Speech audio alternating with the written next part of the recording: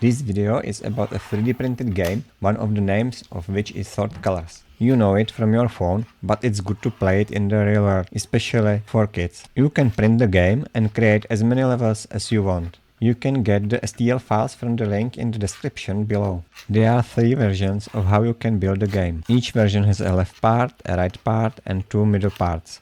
The middle section with upper arcs is a little harder to play, but it doesn't allow you to cheat.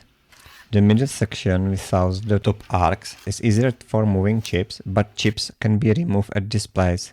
To play, you need to print one left part, one right part and any number of middle parts in the version you want. And of course the chips. There should always be 4 chips in one color. You can print a version of the puzzle and start playing. The other 2 versions are ready to insert magnets. Connecting the pieces is easier with magnets. There are parts for magnets 1.8 mm high and 5 mm in diameter, and for magnets 2 mm high and 6 mm in diameter, which are stronger. The names of the STL files contain information for which version they are intended.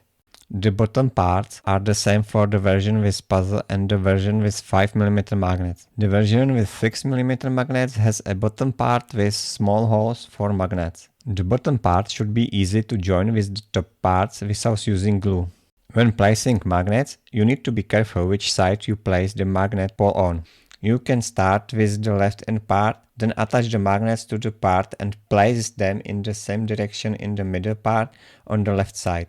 For the right side, you have to flip the magnets, and do the same for all the middle parts, including the right end part. Thank you for watching and I wish you happy playing. If you don't want to miss any more videos on this channel, subscribe. Write in the comments how many levels you have created and see you next time.